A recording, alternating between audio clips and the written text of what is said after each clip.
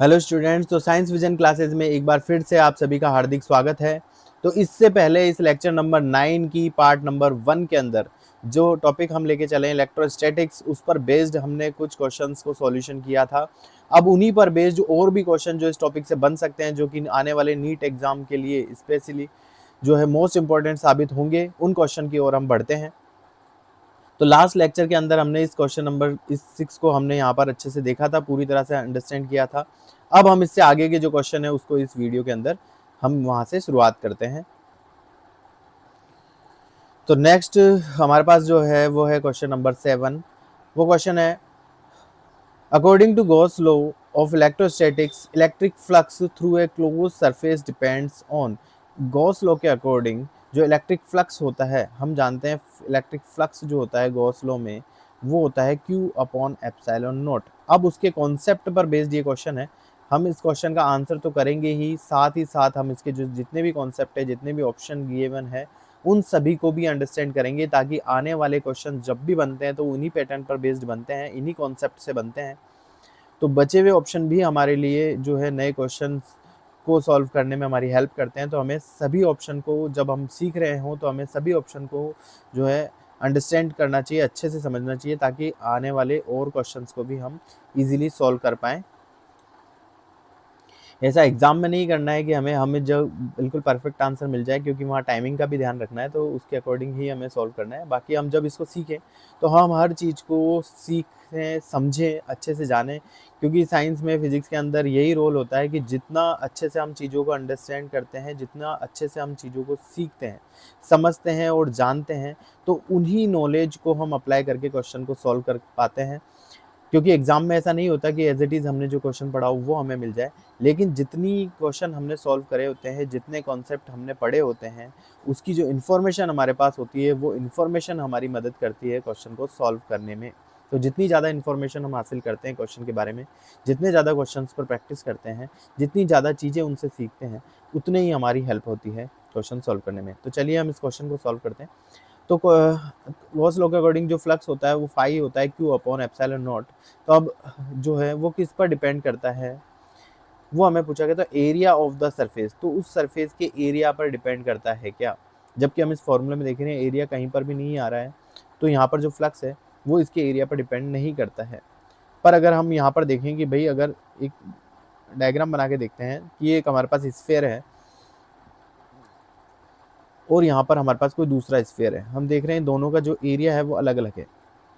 अगर इस स्फीयर ने चार्ज क्यू को एनक्लोज कर रखा है और इस स्फीयर ने भी चार्ज क्यू को एनक्लोज कर रखा है, तो अकॉर्डिंग टू गॉस लॉ यहाँ से जो फ्लक्स होगा, यानी इससे जाने वाली नंबर ऑफ फील्ड लाइंस होगी, आउटवर्ड जाने वाली नंबर ऑफ फील्ड लाइंस जो होगी, या इस स्फीयर से जाने वाली आउटवर्ड जो नंबर ऑफ फील्ड लाइंस होगी, या जिसे हम नंबर ऑफ फील्ड लाइंस को फ्लक्स कहते हैं, वो होगा, वो डिपेंड करता है Q अपॉन एप्सिलॉन नॉट पर। यहाँ तो हम देख सकते हैं एप्सिलॉन नॉट हमारे पास कांस्टेंट है, तो Q केवल और केवल चार्ज पर डिपेंड करता है कि उस स्फीयर के अंदर कितना चार्ज है। हम देख रहे हैं दोनों ही केस में स्फीयर के अंदर जो चार्ज है वो सेम है, तो इनसे जाने वाली नंबर ऑफ फील्ड लाइन जो होगी वो सेम होगी, यानी कि फ्लक्स जो होगा वो कैसा होगा, दोनों में सेम ही होगा। तो इलेक्ट्रिक फ्लक्स जो है कभी भी स्फीयर के या कोई भी जो हमारे पास एनक्लोज सरफेस है उसके जो साइज़ पर डिपेंड नहीं करता है, तो उसके एरिया पर डिपेंड नहीं करता है। तो ये बिल्कुल गलत स्टेटमेंट है, कभी भी इसके एरिया पर डिपेंड नहीं करता है। आगे हम बात करें, the quantity of charge enclose by the surface, बिल्कुल करेक्ट स्टेटमेंट है। क्वांटिटी ऑफ चार्ज क्यू पर डिपेंड करता है, वो भी कौन सा क्यू, जो कि एनक्लोज्ड है बाय द सरफेस। ये भी यहाँ इंपॉर्टेंट है, सरफेस के अंदर होना चाहिए वो चार्ज। अगर हमारे पास कोई सरफेस है और उसके बाहर कोई चार्ज रखा गया है, तो क्या इसका इलेक्ट्रिक फ्लक्स जो है वो Q अपॉन एप्सिलॉन नॉट जो फॉर्मूला होता है, क्या ये Q की वैल्यू यहाँ रखी जाएगी? तो यहाँ पर इस Q का कोई भी मतलब नहीं है, इसके इलेक्ट्रिक फ्लक्स के अंदर कोई भी योगदान नहीं होगा। ये जो Q होता है इस फ्लक्स के फॉर्मूले में, ये Q जो होता है वो होता है charge enclosed by the surface, यानी कि इस सरफेस के अंदर कितना चार्ज है, किसी भी सरफेस के अंदर कितना चार्ज है, वो इस फॉर्मूले के अंदर रखना होता है, जबकि बाहर के चार्ज का इसमें कोई योगदान नहीं होता। तो यहाँ पर charge enclose by the surface बिल्कुल करेक्ट स्टेटमेंट हमारा हो जाएगा।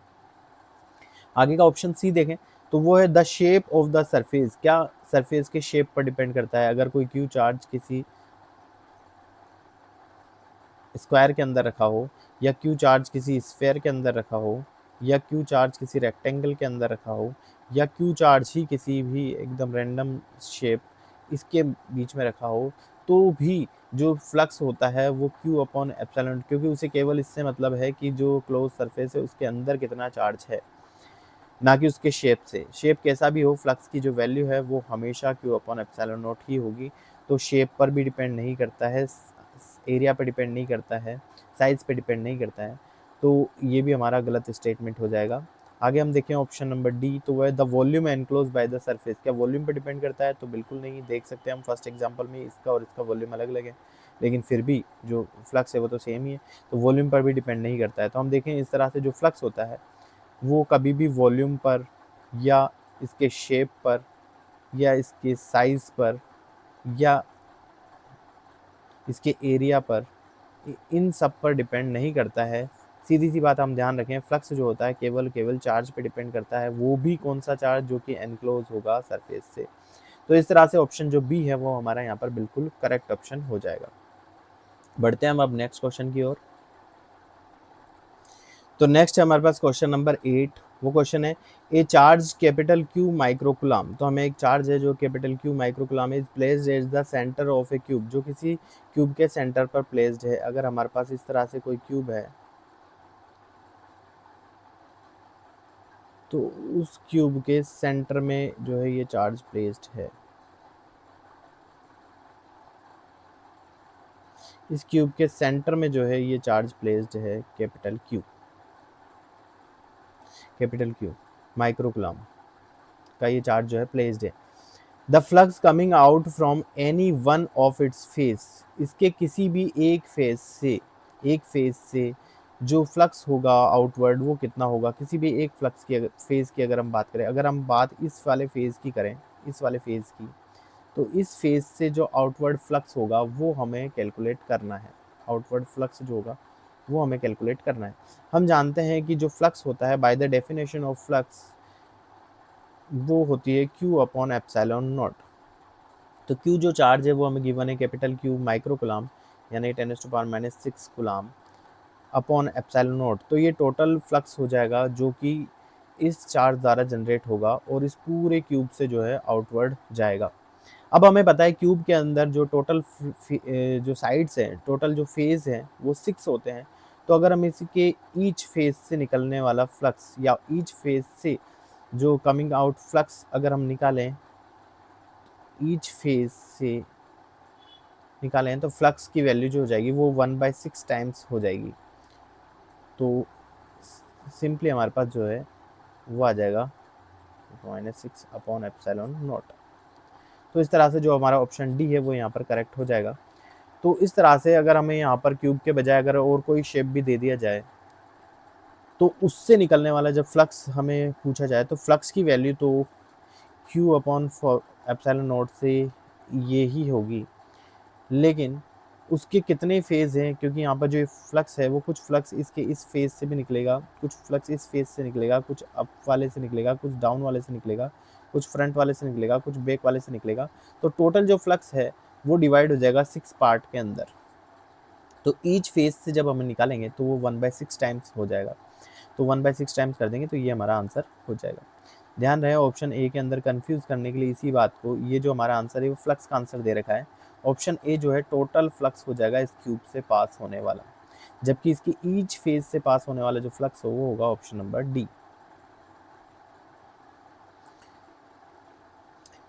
अब हमारे पास जो नेक्स्ट क्वेश्चन है वो है question number 9।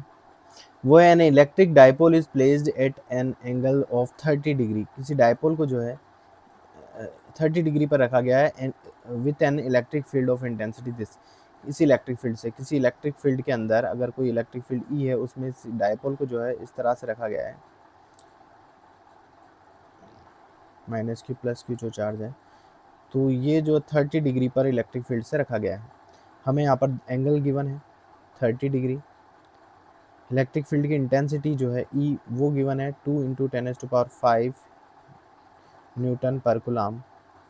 It experiences a torque equal to 4 newton into metre. तो इस पर जो है टॉर्क जो लग रहा है वो हमें गिवन है 4 newton into metre. Calculate the magnitude of charge on the dipole. तो हमें डायपोल के ऊपर जो चार्ज है उसका मैग्नीट्यूड, उसकी वैल्यू हमें यहाँ पूछी गई है। If the dipole length is 2 centimetre, dipole की जो लेंथ है, अगर हम डायपोल की लेंथ को 2a से रिप्रेजेंट करें या d से रिप्रेजेंट करें, वो जो लेंथ है 2 सेंटीमीटर हमें गिवन है, तो इसको भी हम MKS में चेंज कर लें, 2 × 10⁻⁻2 मीटर हमारे पास हो जाएगा।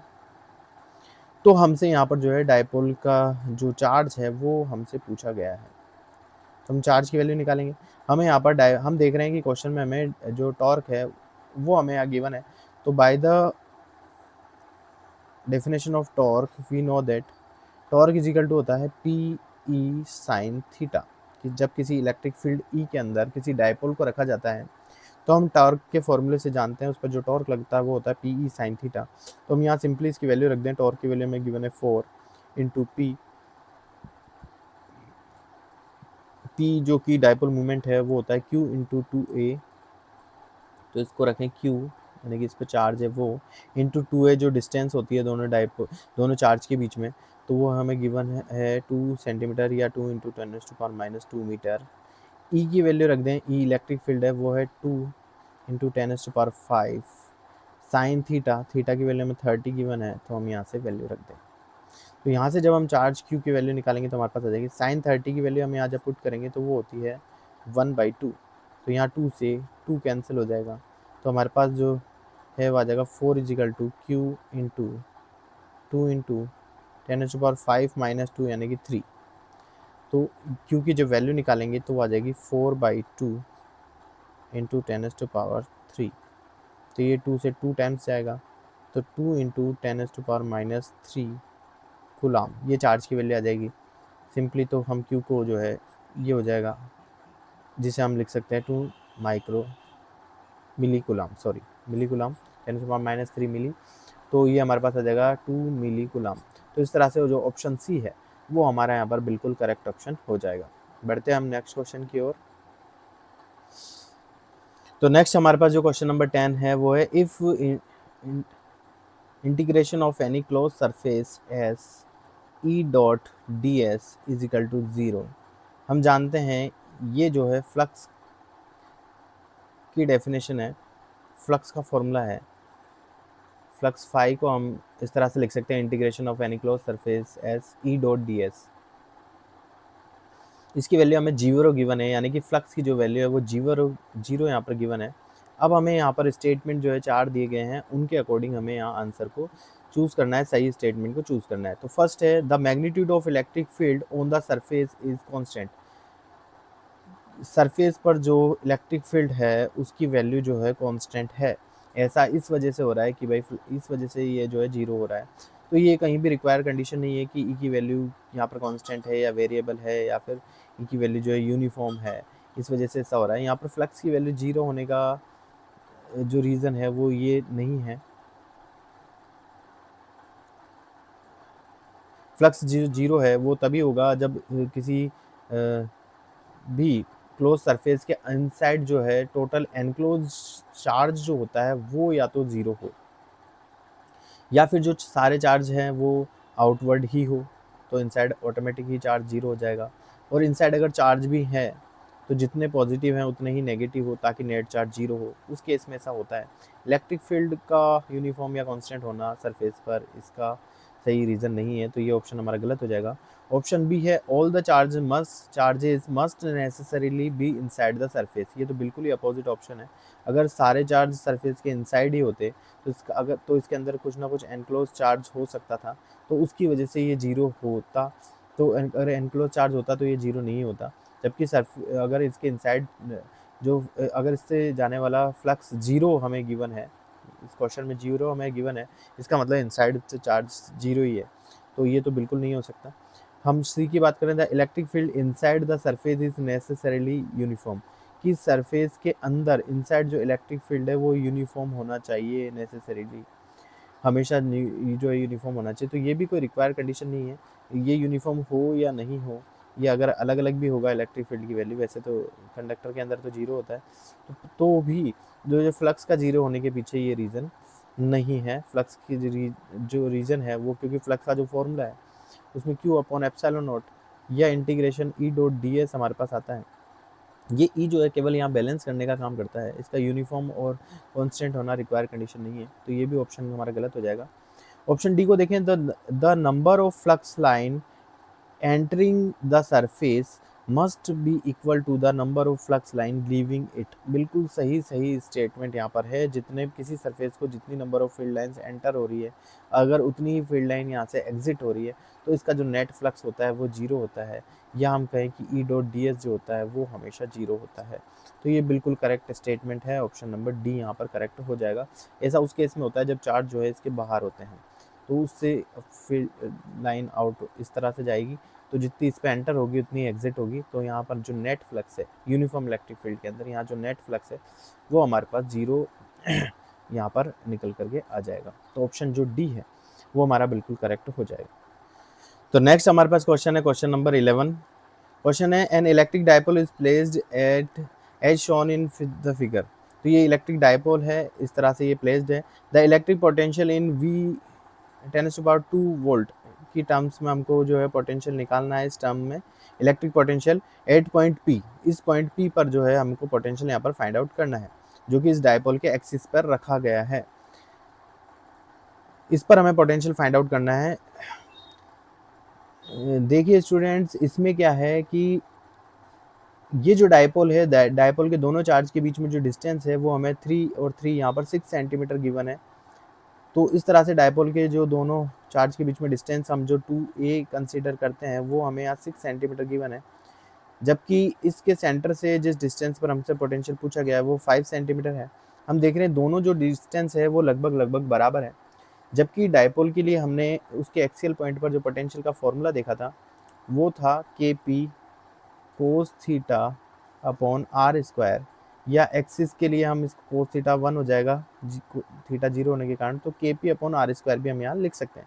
लेकिन ये उस केस के लिए था जब ये जो आर डिस्टेंस होती है वो वेरी वेरी लार्ज होती है, डायपोल के दोनों चार्ज के बीच में जो डिस्टेंस होती है 2a, उससे उस स्पेसिफिक केस के लिए हमने ये जो है फॉर्मूला यहाँ पर डिज़ाइन किया था। अगर हम इस फॉर्मूले का यूज़ यहाँ पर करते हैं तो ये जो है हमें कभी भी सही आंसर नहीं देगा, क्योंकि यहाँ इस केस में हम देख रहे हैं कि डायपोल के दोनों चार्ज के बीच में जो डिस्टेंस है वो 6 सेंटीमीटर है, जबकि जिस पॉइंट पर हम डायपोल मूवमेंट, जिस पॉइंट पर हम यहाँ पर जो पोटेंशियल निकाल रहे हैं वो वैल्यू जो है 5 सेंटीमीटर है, जो कि दोनों लगभग बराबर है। तो हम इस फॉर्मूले का यूज़ यहाँ पर नहीं कर सकते हैं। अगर हम इस फॉर्मूले का यूज़ करेंगे तो हमें यहाँ पर सही आंसर कभी भी नहीं मिलेगा। तो इस तरह के भी कई बार क्वेश्चन हमें गिवन होते हैं, तो ये भी हमें ध्यान रखना है जब हम क्वेश्चन को सॉल्व कर रहे हो। तो अब हम इस केस में हम क्या करेंगे, तो हम यहाँ पर जो पोटेंशियल है उसे हम सिंपल मेथड से निकालेंगे। पहले हम इस पॉइंट चार्ज के कारण यहाँ पर पोटेंशियल निकालेंगे, तो वो हो जाएगा potential due to charge minus Q, फिर निकालेंगे potential due to charge plus Q, और सिंपली दोनों को ऐड कर देंगे तो हमको पोटेंशियल मिल जाएगा एट पॉइंट पी। तो हम देखें माइनस क्यू चार्ज के कारण जो पोटेंशियल होगा वो हो जाएगा, पोटेंशियल का फॉर्मूला होता है के क्यू अपॉन आर, तो वो हमारे पास रहेगा के क्यू, इसका जो चार्ज है वो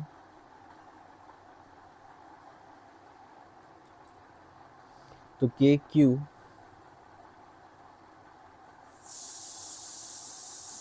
ये माइनस क्यू है अपॉन आर। तो इस माइनस क्यू चार्ज से अगर हम डिस्टेंस देखें इस पॉइंट पी की, ये जो डिस्टेंस हम देखें तो ये डिस्टेंस यहाँ से यहाँ तक हमारे पास डिस्टेंस हो जाएगी 5 सेंटीमीटर, और यहाँ से यहाँ तक 3 सेंटीमीटर, तो टोटल डिस्टेंस हमारे पास 8 सेंटीमीटर आ गई, या 8 इंटू 10⁻⁻2 आ गई। प्लस अब हम पोटेंशियल देखें इस प्लस क्यू चार्ज के कारण, तो यहाँ से यहाँ की डिस्टेंस हमें निकालनी है, तो वो टोटल जो डिस्टेंस है यहाँ से यहाँ 5, उसमें से इस 3 को माइनस कर देंगे तो 2 सेंटीमीटर हमारे पास आ जाएगी, तो हो जाएगा के क्यू अपॉन 2, या मीटर में कन्वर्ट करेंगे तो 2 इंटू 10⁻⁻2 मीटर हमारे पास आ जाएगी। इस तरह से हम इसे जब सॉल्व करें तो के क्यू हमारे पास कॉमन आ जाएगा अपॉन 2 इंटू 10⁻⁻2 भी हमारे पास कॉमन आ जाएगा, तो हमारे पास यहाँ बच जाएगा 1 इस तरफ से, और माइनस इसको मैं इस तरफ लिख लूँ तो ये आ जाएगा 1/4, और इस तरह से ये जो है सॉल्व होकर हमारे पास आता है के क्यू बाई 2 इंटू 10⁻⁻2, और ये हमारे पास आ जाएगा 3/4। या हम इसको लिख सकते हैं 3q k बाई 8, और ये 10⁻⁻2 जो है ये हमारे पास यहाँ आ जाएगा 10⁻2 में इंटू वोल्ट। और हमें 10⁻2 वोल्ट की टर्म में ही बताना था कि जो पोटेंशियल है वो कितना होगा 8 पॉइंट पी। तो हमारे पास पोटेंशियल की जो वैल्यू है वो आ जाएगी 3/8 क्यू इंटू के, जो कि हमारा ऑप्शन नंबर 4 है, जो हमारे यहाँ करेक्ट आंसर हो जाएगा। तो इस तरह से ऑप्शन 4 जो 3/8 क्यू के है ये हमारे पास पोटेंशियल की वैल्यू आ जाएगी इन टर्म्स ऑफ 10⁻2 वोल्ट। तो यहाँ पर कॉन्सेप्चुअल क्वेश्चन था, हमें ध्यान रखना है इस कॉन्सेप्ट को भी। अब हम देखते हैं नेक्स्ट क्वेश्चन को, जो कि है क्वेश्चन नंबर 12। 6 चार्जेस जो है plus Q minus Q plus Q minus Q plus Q minus Q जो है इस हेक्सागोनल के जो है सभी कॉर्नर्स पर जो है प्लेस्ड है as shown in figure. The work done in bringing a charge Q naught to the centre of the hexagonal from infinity is. तो इसके सेंटर पर जो ये क्यू नॉट चार्ज है इसको इन्फिनिटी से लेकर के यहाँ तक लाने में, इन्फिनिटी से लेकर के यहाँ तक लाने में जो वर्क डन हुआ है वो हमें यहाँ पर कैलकुलेट करना है। तो हम जानते हैं bye the definition of work done, किसी चार्ज को ब्रिंग लाने में जो वर्क डन होता है वो क्यू नॉट इनटू उस पॉइंट पर जो पोटेंशियल होता है उसके मल्टीपल से गिवन होता है, क्योंकि पोटेंशियल का मतलब होता है यूनिट चार्ज को लाने में वर्क डन। उसे हम चार्ज से मल्टीप्लाई कर देंगे तो टोटल वर्क डन हो जाएगा क्यू नॉट चार्ज को लाने में। तो ये वर्क डन होता है, तो इस तरह से हम निकालेंगे। तो हम देखें हेक्सागोनल के सेंटर पर जब ये चार्ज प्लेस्ड है तो इसके ईच कॉर्नर से जो इस पॉइंट की डिस्टेंस है वो जो डिस्टेंस है वो सेम ही है। तो अगर यहाँ डिस्टेंस डी है तो ये सभी जो डिस्टेंस है वो डी है, इसी तरह से यहाँ से भी जो पोटेंशियल जो डिस्टेंस है वो डी होगी। तो ईच कॉर्नर पर जो चार्ज प्लेस्ड है उसके कारण जब यहाँ पर पॉइंट पर पोटेंशियल निकालेंगे तो पोटेंशियल जो होता है वो होता है के क्यू अपॉन आर, या डिस्टेंस जो है वो। तो आर की जगह हम डी रख दें क्योंकि हमने डिस्टेंस को डी से माना है। तो ये हमारे पास के क्यू अपॉन डी। तो ईच, क्योंकि सभी जो कॉर्नर्स है उस पर जो चार्ज है उसका मैग्नीट्यूड सेम है क्यू, तो मैग्नीट्यूड क्यू सेम होने के कारण चार्ज का अमाउंट सेम होगा, के कांस्टेंट है उसकी वैल्यू सेम होगी, और सभी से जो डिस्टेंस है सेंटर की वो भी सेम है। तो इस तरह से हम देखें तो हर चार्ज के कारण इस सेंटर पर जो पोटेंशियल होगा वो जो है सेंटर पर जो पोटेंशियल होगा वो कैसा है, सेम है। ईच चार्ज के कारण जो उसके सेंटर पर पोटेंशियल है वो सेम है। तो जब हम इस क्यू नोट चार्ज को इन्फिनिटी से लेकर यहाँ लाएंगे तो हम देख रहे हैं कि इसके कॉर्नर पर जो टोटल 6 चार्ज हैं, 6 चार्जेस हैं, उनमें से 3 तो प्लस क्यू के हैं और 3 जो है माइनस क्यू के हैं। तो किसी एक प्लस क्यू चार्ज के कारण, अगर किसी एक प्लस क्यू चार्ज के कारण इसको लाने में वर्क डन अगर हम निकालें तो वो वर्क डन जो होगा वो वर्क डन बराबर हो जाएगा क्यू नॉट इंटू उसके कारण पोटेंशियल, जो कि पोटेंशियल है के क्यू इंटू डी। ये किसी एक प्लस क्यू चार्ज के कारण, केवल किसी भी एक को ले लें, जैसे इसको हमने ले लिया, इस प्लस क्यू के कारण जब हम इस क्यू नोट को इसके सेंटर तक लेकर के आए तो जो वर्क डन है वो हमारे पास आ गया। अब प्लस क्यू जो टोटल चार्ज है वो 3 है, तो तीनों के कारण अगर हम निकालेंगे तो ये वर्क डन हो जाएगा 3 टाइम्स।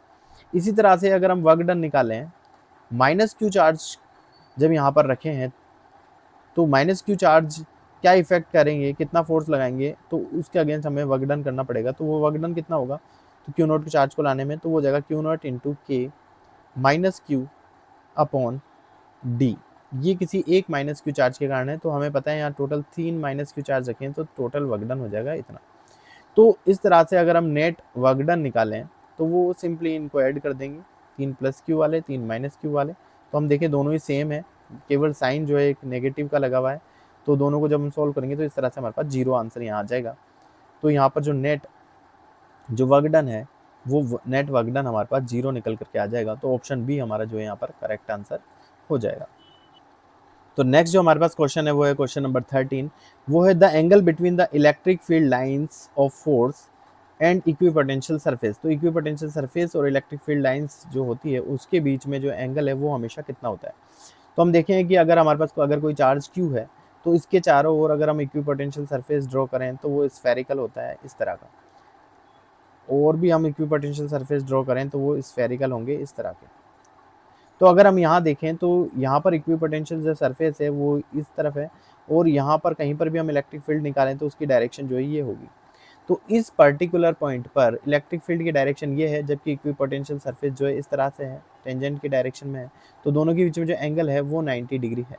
ऐसा अगर हम किसी भी पॉइंट पर देखें, अगर हम इस पॉइंट पर बात करें तो इलेक्ट्रिक फील्ड की जो डायरेक्शन है वो होगी ये, जबकि इस पॉइंट पर जो सरफेस है, सरफेस जो है वो इस तरह से टेंजेंट की डायरेक्शन में, तो दोनों के बीच में जो एंगल है वो होगा 90 डिग्री। और भी हम देखें कि जहाँ यूनिफॉर्म इलेक्ट्रिक फील्ड की बात आती है, जहाँ यूनिफॉर्म इलेक्ट्रिक फील्ड होता है, उस यूनिफॉर्म इलेक्ट्रिक फील्ड के अंदर जो इक्विपोटेंशियल सरफेस होती है वो कुछ इस तरह से होती है, ये इक्विपोटेंशियल सरफेसेस होती है। तो यहाँ पर भी हम देखें कि अगर सरफेस, जैसे कि सरफेस जो है इस तरह से है और इलेक्ट्रिक फील्ड जो है इसके परपेंडिकुलर है, दोनों के बीच में जो एंगल है वो 90 डिग्री है। यहाँ भी इलेक्ट्रिक फील्ड की डायरेक्शन और ये सरफेस का जो प्लेन है उसके बीच में जो एंगल है वो 90 डिग्री है। तो हम देख रहे हैं इन दोनों के बीच में जो एंगल होता है वो हमेशा ही 90 डिग्री होता है। तो इस तरह से जो ऑप्शन सी है वो हमारा यहाँ पर बिल्कुल करेक्ट हो जाएगा। बढ़ते हैं हम नेक्स्ट क्वेश्चन की ओर। तो नेक्स्ट हमारे पास क्वेश्चन है क्वेश्चन नंबर 14। वो two hollow conducting sphere of radius R1 and R2, जहां R1 जो है R2 से बड़ा है। दो होलो स्फीयर हैं, दोनों कंडक्टिंग है। एक की रेडियस है R1 और एक होलो स्फीयर जिसकी रेडियस है R2, दोनों ही कंडक्टिंग के बने हुए हैं। R1 जो है R2 से बड़ा है, जैसा कि हम डायग्राम में देख रहे हैं। दोनों हैव इक्वल चार्जेस, दोनों पर जो चार्ज है वो इक्वल है, इस पर भी क्यू चार्ज है, इस पर भी क्यू चार्ज है। द पोटेंशियल वुड बी, तो इनका जो पोटेंशियल है वो कैसा होगा, तो जब more on bigger sphere, more on smaller sphere, तो किस पे ज़्यादा है किस पे कम, दोनों पे इक्वल होगा या क्या होगा, वो चीज़ हमें बतानी है। तो हम देखें कि पोटेंशियल जो होता है वो होता है के क्यू अपॉन आर। पोटेंशियल का फॉर्मूला ये होता है के क्यू अपॉन आर, किसी भी स्फीयर के कारण उसके सरफेस पर या अंदर जो है पोटेंशियल होता है के क्यू अपॉन आर, यानी कि इस रेडियस की जो है एंटी प्रोपोर्शनल होता है। तो R1 की वैल्यू अगर ज़्यादा है, जैसा कि क्वेश्चन में गिवन है R1 बड़ा है, तो यहाँ R1 के केस में जो पोटेंशियल होगा वो पोटेंशियल जो होगा वो कम हो जाएगा। तो R1 के केस में जो पोटेंशियल है वो कम होगा और R2 के केस में पोटेंशियल ज़्यादा हो जाएगा। तो जिसकी रेडियस ज़्यादा है उसका पोटेंशियल कम होगा, तो हम कहेंगे मोर ऑन स्मॉलर स्फीयर। जो स्मॉलर स्फीयर है, जो छोटा स्फीयर है, यानी कि जिसकी रेडियस स्मॉल है, छोटी है, उसके पर पोटेंशियल जो है मोर होगा। बिल्कुल सही सही यहाँ पर ऑप्शन नंबर बी हमारे हो जाता है। जबकि बाकी के ऑप्शन है बिगर पर पोटेंशियल जो है ज़्यादा होगा, तो ये गलत है। इक्वल होगा दोनों पर, बिल्कुल ही गलत है। Depends on material property of the sphere, material की प्रॉपर्टी पर डिपेंड करेगा, जबकि पोटेंशियल जो है चार्ज पर और आर पर डिपेंड कर रहा है। तो आर रेडियस से ही यहाँ पर डिफाइन हो रहा है, ना कि मटेरियल की प्रॉपर्टी पर। तो ऑप्शन जो बी है वो हमारा बिल्कुल करेक्ट यहाँ पर हो जाएगा। तो इस तरह से जो है हमने इस इलेक्ट्रोस्टैटिक पर बेस्ड जो भी मोस्ट इंपॉर्टेंट क्वेश्चन हो सकते हैं, जितने तरह के क्वेश्चन हो सकते हैं, उन सभी का हमने यहाँ पर सॉल्यूशन देखा है। और भी अगर आपको इस पर क्वेश्चंस करने हो तो आप कमेंट बॉक्स में ज़रूर मैसेज करें। तो इस टॉपिक पर बेस्ड हम और भी क्वेश्चन जो है सॉल्व कर सकते हैं। क्वेश्चंस की कमी नहीं है, बहुत सारे क्वेश्चंस होते हैं, पर फिर भी जितने पैटर्न के क्वेश्चन हो सकते थे मोस्ट इंपॉर्टेंट, उन क्वेश्चन का सॉल्यूशन हमने इस टॉपिक के अंदर, इस वीडियो के पार्ट 2 के अंदर देखा है। अब हम नेक्स्ट लेक्चर के अंदर नेक्स्ट टॉपिक के साथ और उस पर बेस्ड जो भी क्वेश्चन होंगे जो नीट एग्जाम में आए हुए हैं और उस पर उन पैटर्न पर बेस्ड जो आगे आ सकते हैं, उनका भी सॉल्यूशन हम करेंगे। पूरा 360 डिग्री एनालिसिस उसका करेंगे, ताकि उस टॉपिक पर बेस्ड जब हमें क्वेश्चन देखने को मिले एग्जाम में, तो हम उनको कॉन्फिडेंस के साथ और टाइम लिमिट के साथ उसको ईजिली जो है एक्यूरेसी के साथ उसका सॉल्यूशन कर सकें। तो मिलते हैं नेक्स्ट वीडियो के अंदर नेक्स्ट टॉपिक के साथ।